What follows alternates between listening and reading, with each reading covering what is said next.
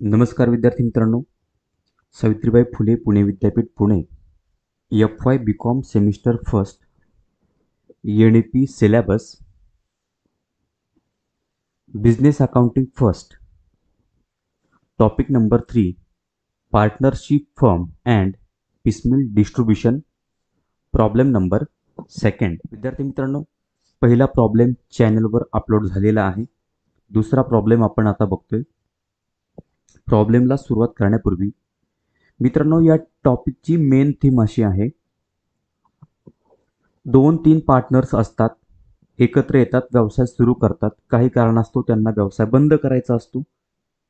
मग व्यवसाय बंद करताना त्यांना त्यांच्याकडे असणाऱ्या ॲसेट विकाव्या लागतात, ज्याला आपण रिअलायझेशन असं म्हणतो. ॲसेट विकायच्या आणि विकलेले पैसे ते लायबिलिटीज पेड करण्यासाठी वापरावे लागतात. मग ज्यामध्ये आपल्याला सुरुवातीला थर्ड पार्टी लायबिलिटी ज्या असतात त्या पेड कराव्या लागतात.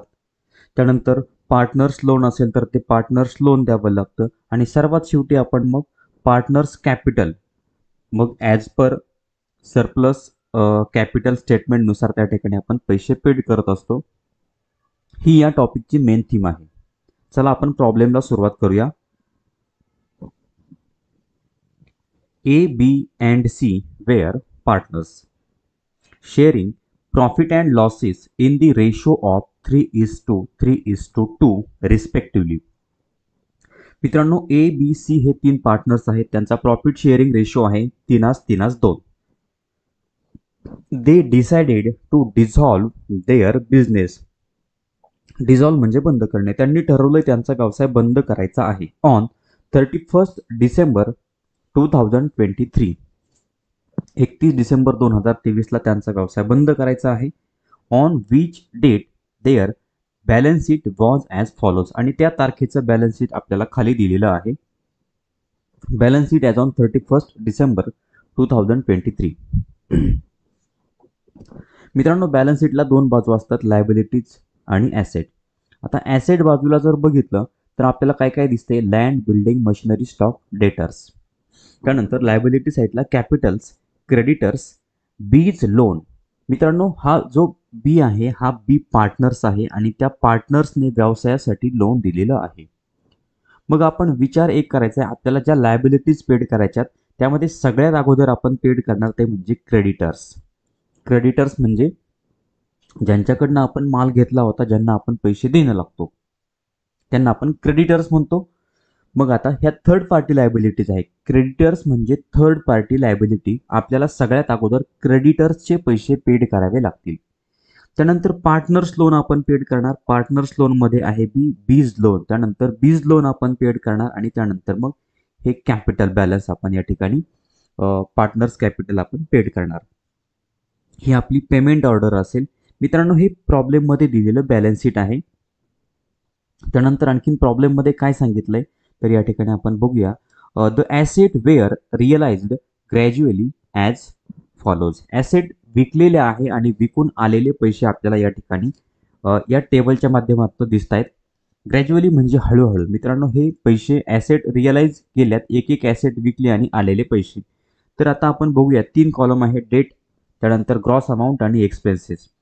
31 जानेवारीला मित्रांनो ग्रॉस अमाऊंट आहे 11,000 आणि एक्सपेन्सेस आहेत 1,000. म्हणजे 31 जानेवारीला ॲसेट विकल्या, 11,000 रुपये आले, त्यामध्ये 1,000 रुपये खर्च होता. म्हणजे ॲक्च्युअली पैसे किती आले तर 10,000 आलेले असतील. त्यानंतर 29 फेब्रुवारीला ग्रॉस अमाऊंट आहे 23,000 आणि एक्सपेन्सेस आहेत 3,000. म्हणजे आपण काय करायचं, ज्या वेळेला आपल्याला हे पैसे लायबिलिटीज पेड करण्यासाठी घ्यायचे त्यावेळेला हे एक्सपेन्सेस मायनस करून घ्यायचे. म्हणजे या ठिकाणी 23,000 आणि एक्सपेन्सेस आहेत 3,000. म्हणजे 3,000 रुपये आपण मायनस करणार. ॲक्च्युअली आपल्याकडं 20,000 रुपये येतील. त्यानंतर 31 मार्चला ग्रॉस अमाऊंट आहे 10,200 आणि एक्सपेन्सेस आहेत 600. या पद्धतीनं आपल्याला हे रिअलायझेशन च्या रकमा या ठिकाणी दिलेल्या आहेत. बघा पुढे आपल्याला काय सांगितलं मित्रांनो, prepare a statement showing piecemeal distribution of cash as per surplus capital method.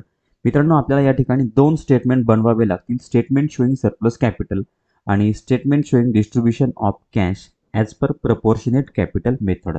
हे दोन स्टेटमेंट आपल्याला बनवायचे आहेत मित्रांनो. काल पहिला प्रॉब्लेम चॅनलवरती अपलोड झालेला आहे आणि त्यानंतर हा दुसरा प्रॉब्लेम आहे. या ठिकाणी मित्रांनो आपला प्रॉब्लेम संपतो. हा झाला प्रॉब्लेम. आता यानंतर आपल्याला जायचं आहे सॉल्युशनकडे. आपलं उत्तर आपल्याला बघायचं आहे. आता या ठिकाणी तुम्हाला स्क्रीनवर जे दिसतंय ते आहे पहिलं स्टेटमेंट. हे पहिलं स्टेटमेंट आपण अगोदर बनवणार, त्यानंतर दुसऱ्या स्टेटमेंटचा विचार करणार आहोत. हे पहिलं स्टेटमेंट आहे स्टेटमेंट शोईंग सरप्लस कॅपिटल. यामध्ये एकूण आपल्याला मित्रांनो दोन कॉलम तयार करावे लागतात. पहिला कॉलम असतो पर्टिक्युलर्स आणि दुसरा कॉलम असतो कॅपिटल. मग त्या कॅपिटलमध्ये ए, बी आणि सी हे दोन कॉलम तयार करायचे. सुरुवातीला आपण घेणार कॅपिटल बॅलन्स. बॅलन्स शीटमध्ये आपल्याला जो कॅपिटल बॅलन्स दिसतोय तोच कॅपिटल बॅलन्स आपण या ठिकाणी घेणार. ए, बी आणि सी. एचा कॅपिटल बॅलन्स आहे 24,000, बीचा आहे 15,000 आणि सीचा आहे 9,000. बघा, त्यानंतर घेणार प्रॉफिट शेअरिंग रेशो. त्याखाली लिहिणार आपण profit sharing ratio. Profit sharing ratio किती आहे? 3:2. यावरून आपल्याला काढायची असते युनिट व्हॅल्यू. युनिट व्हॅल्यू कशी काढणार? तर कॅपिटल बॅलन्स भागिले प्रॉफिट शेअरिंग रेशो. पुन्हा ऐका, कॅपिटल बॅलन्स भागिले प्रॉफिट शेअरिंग रेशो म्हणजे 24,000 भागिले 3 उत्तर येईल 8,000. 15,000 भागिले 3 5,000. 9,000 भागिले 2 4,500. आणि युनिट व्हॅल्यूमध्ये मित्रांनो, युनिट व्हॅल्यूमध्ये सगळ्यात लहान रक्कम जी असते त्याला आपण बेस मानणार. या ठिकाणी बेस आहे सी. हा आहे 4,500 आपला बेस. आणि पुढच्या लाईनला आपण लिहिणार लेस प्रपोर्शनेट कॅपिटल बेस सी. आणि काय करणार मग बेस गुणिले प्रॉफिट शेअरिंग रेशो. मग बेस आहे 4,500 गुणिले 3 म्हणजे 13,500. 4,500 गुणिले 3 13,500. 4,500 गुणिले 2 9,000. आणि या रकमा आपण काय करणार? कॅपिटल बॅलन्समधनं लेस करणार. म्हणजेच आता एच्या कॉलममध्ये बघा 24,000 वजा 13,500, बॅलन्स राहिलाय 10,500. त्यानंतर 15,000 वजा 13,500, खाली बॅलन्स शिल्लक आहे 1,500. आणि या ठिकाणी 9,000 मधून 9,000 गेले, खाली असेल मित्रांनो डॅश. हा जो बॅलन्स आलाय याला आपण म्हणणार सरप्लस कॅपिटल. मित्रांनो सरप्लस कॅपिटल एचा आहे 10,500, बीचा आहे 1,500 आणि सी मध्ये डॅश आहे. आता आपल्याला परत पुन्हा ती स्टेप करायची आहे. पुन्हा प्रॉफिट शेअरिंग रेशो लिहिणार. Profit sharing ratio 3:2. आता 3:3 लिहिणार. 2 या ठिकाणी लिहिण्याची आवश्यकता नाहीये कारण की सी कॉलम मध्ये कुठलाच बॅलन्स शिल्लक राहिलेला नाहीये. त्यानंतर आपल्याला काढायची युनिट व्हॅल्यू. युनिट व्हॅल्यू काढणार आपण सरप्लस कॅपिटल भागिले profit sharing ratio. Surplus capital आहे 10,500 भागिले 3. युनिट व्हॅल्यू असेल 3,500. 1,500 भागिले 3 500. मित्रांनो युनिट व्हॅल्यूमध्ये सगळ्यात लहान रक्कम जी असते त्याला आपण बेस मानणार. तर या ठिकाणी बेस असेल 500 आणि बेस गुणिले प्रॉफिट शेअरिंग रेशो. आणि पुढच्या लाईनवरती आपण लिहिणार लेस प्रपोर्शनेट कॅपिटल बेस बी, कारण की बेस आता बीचा आलाय. 500 गुणिले 3 म्हणजे 1,500. 500 गुणिले 3 1,500. आणि या रकमा काय करणार आपण या ठिकाणी मायनस करणार. म्हणजे 10,500 हा जो बॅलन्स आहे 10,500 मधनं 1,500 मायनस करणार. खाली बॅलन्स शिल्लक राहिला 9,000. त्यानंतर पुन्हा 1,500 वजा 1,500 खाली डॅश. जोपर्यंत एकाचा बॅलन्स शिल्लक राहत नाही तोपर्यंत आपण ही प्रोसेस अशीच पुढे करत जाणार. तर या ठिकाणी आता आपला ॲब्सोल्यूट सरप्लस आलाय. एचा बॅलन्स शिल्लक आहे 9,000. मित्रांनो हे स्टेटमेंट शोईंग सरप्लस कॅपिटल आपल्या लक्षात आलेलं असेल. आणि ज्या वेळेला आपल्याला अगोदर थर्ड पार्टी लायबिलिटीज आपण पेड करणार, त्यानंतर पार्टनर्स लोन असेल तर ते पेड करणार आणि सर्वात शेवटी पार्टनर्स कॅपिटल देणार. तर ते पार्टनर्स कॅपिटल देताना सुरुवातीला आपण ॲब्सोल्यूट सरप्लस देतो आणि त्यानंतर या राहिलेल्या ह्या ॲब्सोल्यूट सरप्लसच्या वर असणाऱ्या ह्या दोन रकमा लेस प्रपोर्शनेट कॅपिटल बेस बी 1,500 आणि 1,500 या दोन रकमा देणार. मित्रांनो हे पहिलं स्टेटमेंट आपलं या ठिकाणी संपलं. पुढे आहे दुसरं statement. Statement showing distribution of cash as per proportionate capital method. मित्रांनो हे स्टेटमेंट तयार करताना कॉलम कसे तयार करायचे आहे ते समजून घेऊयात. प्रथम कॉलम असतो डेट, त्यानंतर दुसरा कॉलम असतो पर्टिक्युलर आणि तिसरा कॉलम असतो कॅश. मित्रांनो या 3 कॉलममध्ये कुठेही बदल होत नाही. Date, particular, cash. त्यानंतर पुढचा कॉलम असेल क्रेडिटर्स, त्यानंतर बीज लोन आणि कॅपिटल. मित्रांनो, क्रेडिटर्स ही थर्ड पार्टी लायबिलिटी आहे जी आपल्याला सुरुवातीला पेड करायची आहे, म्हणून आपला कॉलम आहे क्रेडिटर्स. त्यानंतर आपल्याला पार्टनर्स लोन पेड करायचे म्हणून आपण पुढचा कॉलम घेतला बीज लोन, आणि त्यानंतर कॅपिटल्समध्ये ए, बी आणि सी. मित्रांनो, हे कॉलम कुठून आले तर हे कॉलम आलेत बॅलन्स शीटच्या लायबिलिटी साईडवरनं. बॅलन्स शीटच्या लायबिलिटी साईडला आपल्याला हे कॉलम या ठिकाणी दिसत आहेत. एवढ्या रकमा आहेत. हे सगळं आपल्याला ॲसेट रिअलाइज करून पेड करायचं आहे. त्यामध्ये क्रेडिटर्स असेल, बीज लोन असेल आणि त्यानंतर कॅपिटल.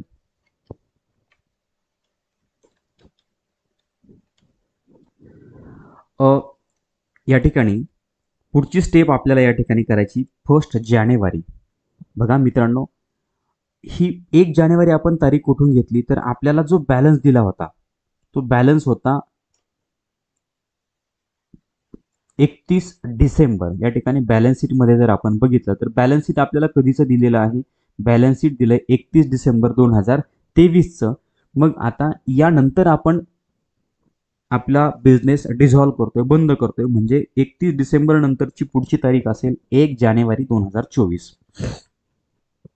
म्हणून या ठिकाणी डेट कॉलममध्ये आपण 2024 लिहिलंय आणि 1 जानेवारीला आपल्याकडं या ठिकाणी असणारे हे सगळे बॅलन्सेस आपण लिहून घेतले. Balances as per balance sheet. Balance शीटनुसार हे बॅलन्स दिलेत आपण. Cash balance. मित्रांनो, बॅलन्स शीटच्या ॲसेट साईडला कॅश बॅलन्स नाही आहे, म्हणून कॅश कॉलममध्ये डॅश.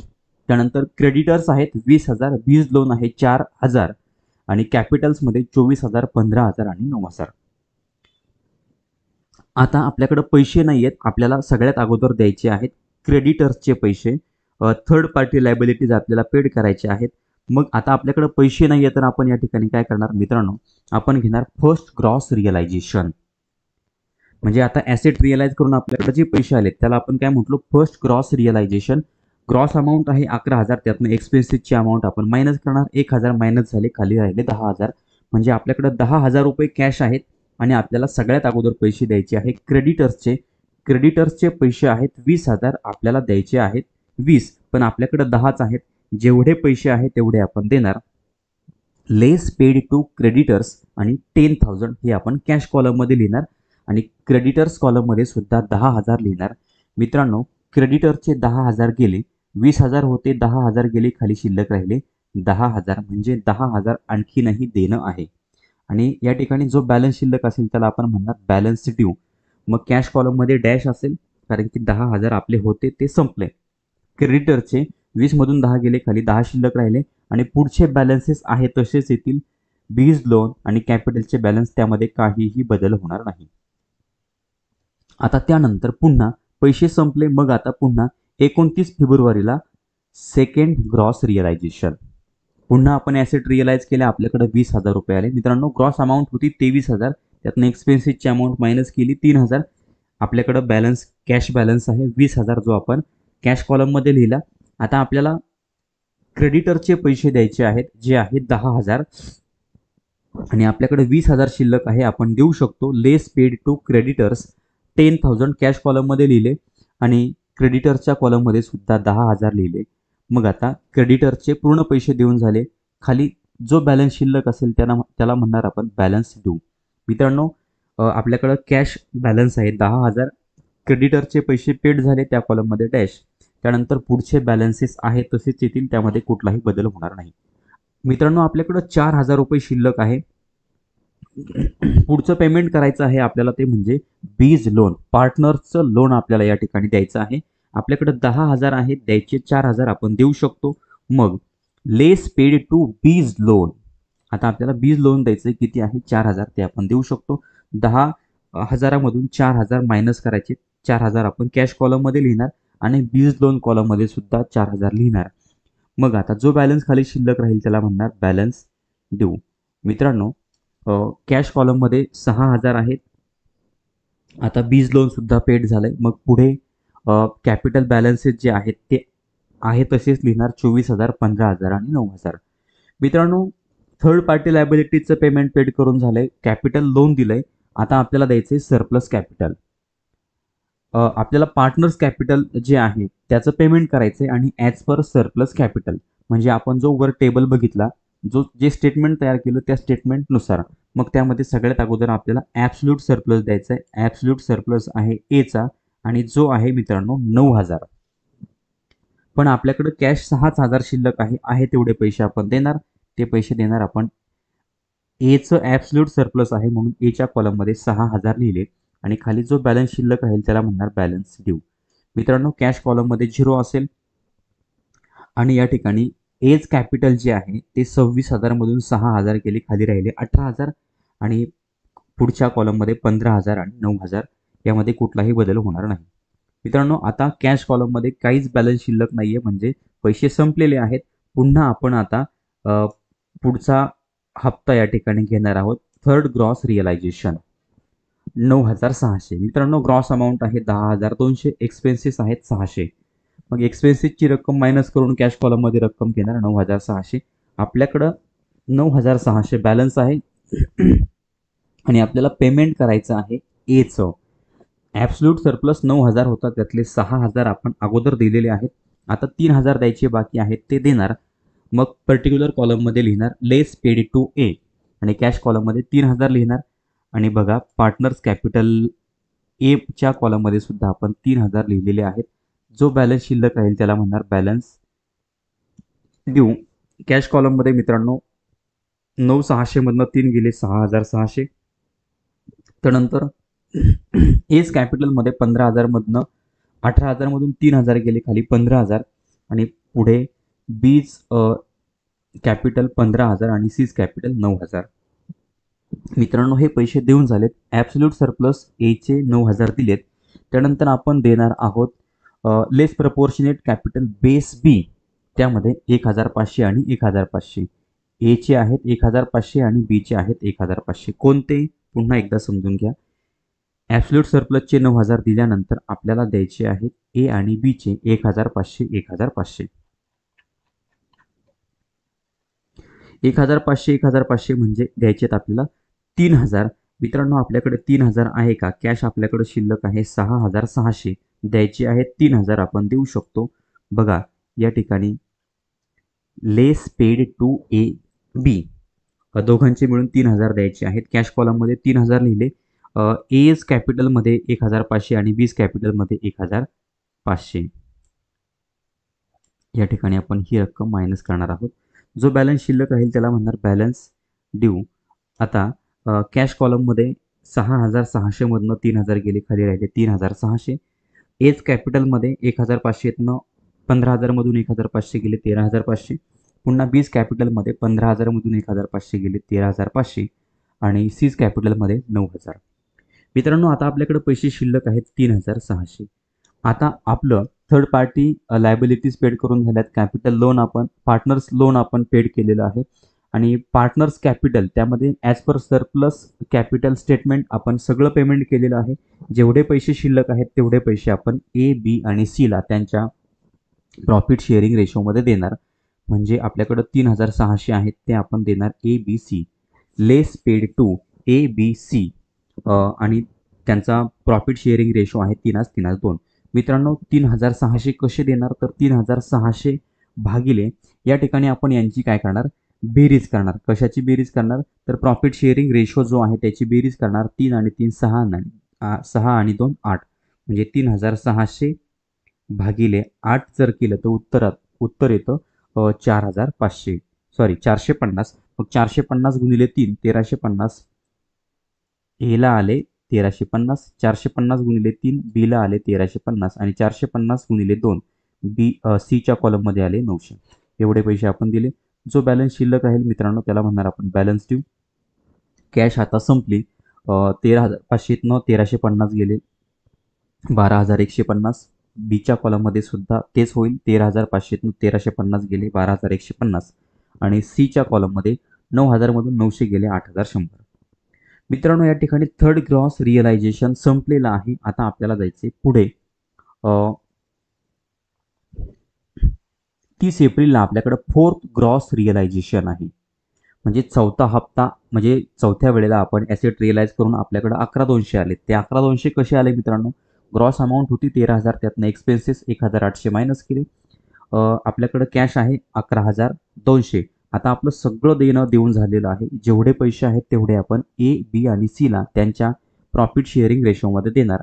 मग less paid to A, B and C 3:3:2 या रेशोमध्ये देणार. 11,200 भागिले आपण करणार 3 दुणे 6 आणि 2 8. 11,200 भागिले 8 केलं तर उत्तर आलं 1400.